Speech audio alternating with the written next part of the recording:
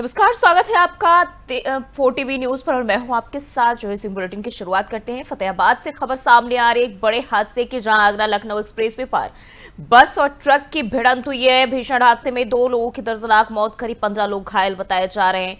तो ये जानकारी आपको बताते चले, उत्तर प्रदेश के आगरा जिले के फतेहाबाद क्षेत्र में यह बड़ा सड़क हादसा हुआ है और आगरा लखनऊ एक्सप्रेसवे पर एक बस और ट्रक की भीषण टक्कर हो गई है, जिसमें 2 लोगों की मौके पर ही मौत हो गई, जबकि 15 यात्री इस दौरान घायल बताए जा रहे हैं। घायलों को नजदीकी अस्पताल में भर्ती कराया गया है, जहां उनका इलाज जारी है। हादसे के बाद हाईवे पर अफरा तफरी मच गई और मौके पर पहुंची पुलिस ने राहत और बचाव कार्य शुरू कर दिया और ट्रैफिक को नियंत्रित किया। बताया जा रहा है कि बस दिल्ली से बिहार की ओर जा रही थी और यात्रियों से भरी हुई थी।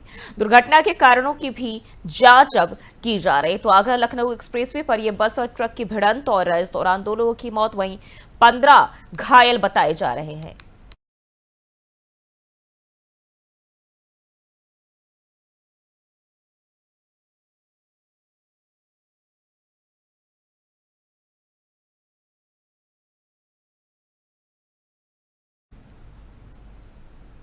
और प्रधानमंत्री नरेंद्र मोदी ने कनाडा के अल्बर्टा प्रांत के कनानास्कीस में आयोजित G7 शिखर सम्मेलन के दौरान कनाडाई प्रधानमंत्री मार्क कार्नी से द्विपक्षीय बैठक की। दोनों नेताओं के बीच ये मुलाकात काफी महत्वपूर्ण मानी जा रही है, क्योंकि इसमें भारत कनाडा संबंधों में फिर से विश्वास बहाली और गति देने पर जोर दिया गया। बैठक में दोनों पक्षों ने वरिष्ठ मंत्री स्तरीय और कार्यस्तरीय संवाद को दोबारा शुरू करने की आवश्यकता को रेखांकित किया है। व्यापार, शिक्षा, सुरक्षा और लोगों को जुड़ाव जैसे विभिन्न मुद्दों पर चर्चा की गई और यह बैठक दोनों देशों के बीच बीते समय में आई कड़वाहट के बाद संबंधों को पटरी पर लाने की दिशा में अहम पहल के रूप में देखी जा रही है।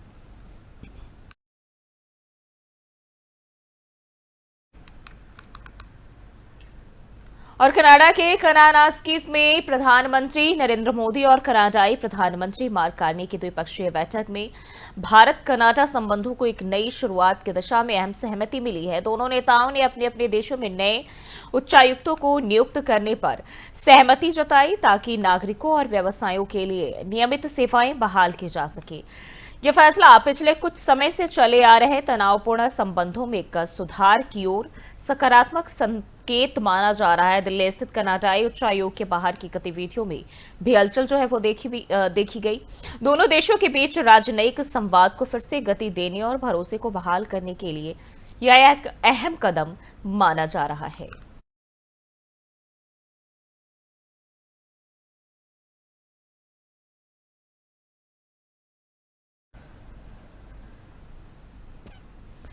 और प्रधानमंत्री नरेंद्र मोदी ने कनाडा के कनास्किस में आयोजित 51वें G7 शिखर सम्मेलन के आउटरीच सत्र में हिस्सा लिया। सत्र के दौरान प्रधानमंत्री ने ऊर्जा सुरक्षा को लेकर एक स्थायी और हरित मार्ग अपनाने की आवश्यकता पर जोर दिया। उन्होंने भारत की प्रमुख वैश्विक पहलों, अंतर्राष्ट्रीय सौर गठबंधन, आपदा लचीलापन ढांचा और वैश्विक जैव ईंधन गठबंधन का जिक्र करते हुए इनके महत्व को रेखांकित भी किया। प्रधानमंत्री ने ग्लोबल साउथ की चिंताओं को वैश्विक मंच पर लाने की भारत की प्रतिबद्धता भी दोहराई। इसके साथ ही उन्होंने आर्टिफिशियल इंटेलिजेंस को लेकर वैश्विक स्तर पर नीति निर्माण और मानव केंद्रित तकनीकी दृष्टिकोण को अपनाने की भी आवश्यकता पर बल दिया है।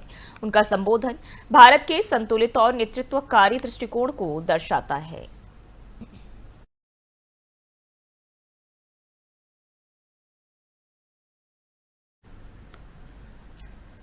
और वहीं दिल्ली में योग, स्वास्थ्य और समग्र जीवन शैली को समर्पित 3 दिवसीय योग महाकुंभ 2025 का भव्य आयोजन किया जा रहा है। इस समारोह का आयोजन आयुष मंत्रालय के द्वारा किया जा रहा है, जिसमें देश विदेश से हजारों योग साधक, विशेषज्ञ और स्वास्थ्य से जुड़े लोग हिस्सा ले रहे हैं। कार्यक्रम में योग सत्रों के साथ साथ ध्यान, आयुर्वेद, प्राकृतिक चिकित्सा और जीवन शैली पर आधारित कार्यशालाएं भी आयोजित की जा रही है।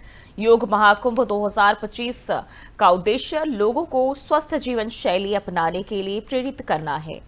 आयोजन स्थल पर विशेष प्रदर्शनी और सांस्कृतिक कार्यक्रम भी रखे गए हैं। मंत्रालय के प्रयास योग को वैश्विक मंच पर और अधिक मजबूत करने की दिशा में अहम कदम माना जा रहा है।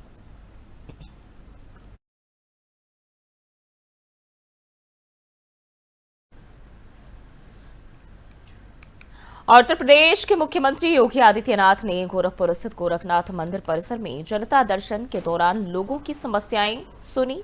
मुख्यमंत्री ने हर एक फरियादी की बात ध्यान से सुनी और संबंधित अधिकारियों को जल्द कार्रवाई के निर्देश भी दिए। जनता दर्शन में बड़ी संख्या में लोग पहुंचे, जिनमें जमीन, रोजगार, स्वास्थ्य और प्रशासनिक शिकायतों से जुड़ी समस्याएं प्रमुख रूप से शामिल थी। सीएम योगी ने भरोसा दिलाया कि हर समस्या का समयबद्ध समाधान किया जाएगा। मंदिर परिसर में सुरक्षा के पुख्ता इंतजाम भी किए गए और पूरी प्रक्रिया शांतिपूर्ण ढंग से संपन्न हुई। मुख्यमंत्री योगी आदित्यनाथ का यह जनसंपर्क कार्यक्रम जनता से सीधे जुड़ने की उनकी पहल का हिस्सा है।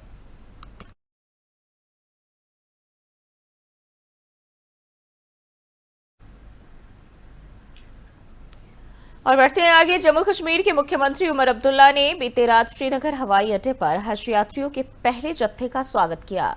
हज यात्रा पर जाने वाले श्रद्धालुओं के लिए एयरपोर्ट पर विशेष इंतजाम किए गए थे। मुख्यमंत्री ने खुद वहां पहुंचकर यात्रियों को शुभकामनाएं भी दी और उनके सफल एवं सुरक्षित सफर की कामना की।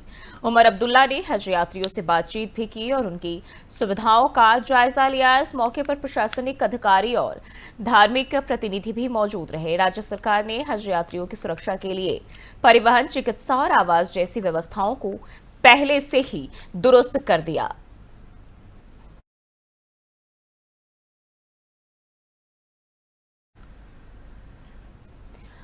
और महाराष्ट्र की राजधानी मुंबई में मानसून की रफ्तार तेज हो गई है। शहर के कई इलाकों में भारी बारिश दर्ज की गई, जिससे सड़कों पर जलभराव की स्थिति बन गई और यातायात प्रभावित हुआ। भारत मौसम विज्ञान विभाग यानी कि आईएमडी के मुताबिक आने वाले कुछ घंटों तक शहर में बादल छाए रहेंगे और भारी बारिश की संभावना बनी हुई है। लोगों को सतर्क रहने की सलाह भी दी गई है, खासकर निचले इलाकों में रहने वालों को। प्रशासन की ओर से राहत टीमें भी अलर्ट पर है और जलभराव वाले क्षेत्रों में निगरानी भी की जा रही है। बारिश के कारण लोकल ट्रेन सेवाओं पर भी आंशिक असर पड़ रहा है।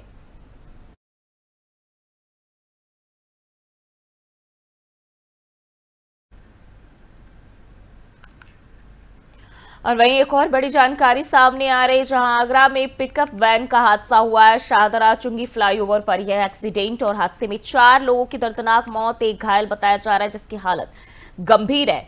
तो उत्तर प्रदेश के आगरा से एक दर्दनाक सड़क हादसा हुआ और जहां शाहदरा चुंगी फ्लाईओवर पर एक पिकअप वैन अनियंत्रित होकर दुर्घटनाग्रस्त हो गई है और इस हादसे में 4 लोगों की मौके पर ही मौत हुई है, जबकि एक अन्य व्यक्ति गंभीर रूप से घायल भी हुआ है, जिसे अस्पताल में भर्ती कराया गया है। घटना की जानकारी मिलते ही पुलिस और एम्बुलेंस टीम मौके पर पहुंची और राहत कार्य शुरू कर दिया गया। हादसे के कारणों की जांच की जा रही है। हालांकि शुरुआती तौर पर तेज रफ्तार को वजह माना जा रहा है। मृतकों की पहचान की जा रही है और उनके परिजनों को सूचित भी किया जा रहा है। वहीं प्रशासन ने घटना को गंभीरता से लिया है।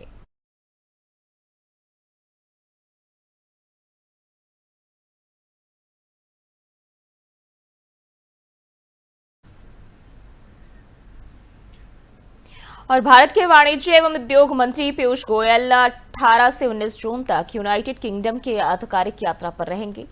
यह उच्च स्तरीय यात्रा भारत और ब्रिटेन के बीच आर्थिक साझेदारी को मजबूत करने की दिशा में एक अहम कदम मानी जा रही है। दौरे का मुख्य फोकस भारत ब्रिटेन मुक्त व्यापार समझौते को आगे बढ़ाने और दोनों देशों के प्रधानमंत्रियों के द्वारा हाल ही में की गई घोषणा की दिशा में ठोस पहल करना है। यात्रा के दौरान मंत्री पीयूष गोयल ब्रिटेन के वरिष्ठ अधिकारियों, व्यापारी और नेताओं और निवेशकों से भी मुलाकात करेंगे, ताकि नए व्यापारिक अवसरों की पहचान की जा सके और द्विपक्षीय आर्थिक सहयोग को नई ऊंचाइयों पर पहुंचाया जा सके।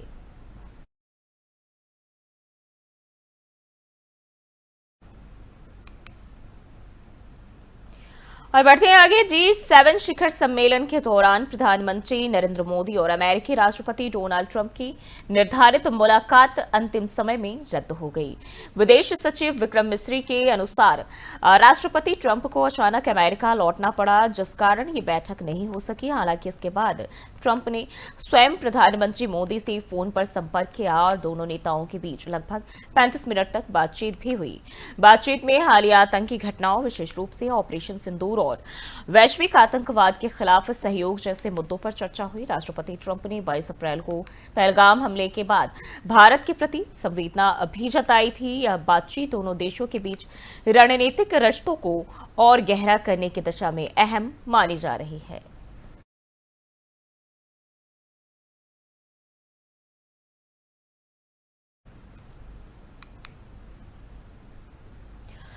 बढ़ते हैं आगे। दिल्ली में आयुष मंत्रालय के द्वारा 3 दिवसीय योग महाकुंभ 2025 का भव्य आयोजन किया जा रहा है। यह समारोह योग, स्वास्थ्य और समग्र जीवन शैली को समर्पित है, जिसमें देश विदेश से योग साधक, विशेषज्ञ और स्वास्थ्य क्षेत्र से जुड़े लोग हिस्सा ले रहे हैं। कार्यक्रम में योग सत्रों के अलावा ध्यान, आयुर्वेद, प्राकृतिक चिकित्सा और जीवन शैली से जुड़ी कार्यशालाएं भी होंगी। मंत्रालय का उद्देश्य लोगों को स्वस्थ और संतुलित जीवन के प्रति जागरूक करना है। आयोजन स्थल पर आयुष उत्पादों की प्रदर्शनी और सांस्कृतिक प्रस्तुतियां भी की जा रही है। योग महाकुंभ 2025 को योग को वैश्विक मंच पर और सशक्त करने की दिशा में एक महत्वपूर्ण कदम मानी जा रही है। तो दिल्ली में योग महाकुंभ का आयोजन किया जा रहा है और आपको बताते चले, इसको लेकर विशेष तैयारियां भी की जा रही है और आयुष मंत्रालय 3 दिवसीय योग समारोह का आयोजन कर रहा है। 2025 महाकुंभ योग महाकुंभ का आयोजन, जिसमें बताया जा रहा है कि यह समारोह योग, स्वास्थ्य और समग्र जीवन शैली को समर्पित है, जिसमें देश विदेश से योग साधक, विशेषज्ञ और स्वास्थ्य क्षेत्र से जुड़े लोग हिस्सा ले रहे हैं। कार्यक्रम में योग सत्रों के अलावा ध्यान, आयुर्वेद, प्राकृतिक चिकित्सा और जीवन शैली से जुड़ी कार्यशालाएं भी होंगी। मंत्रालय का उद्देश्य लोगों को स्वस्थ और संतुलित जीवन के प्रति जागरूक करना है। आयोजन स्थल पर आयुष उत्पादों की प्रदर्शनी और सांस्कृतिक प्रस्तुतियां भी की जा रही है।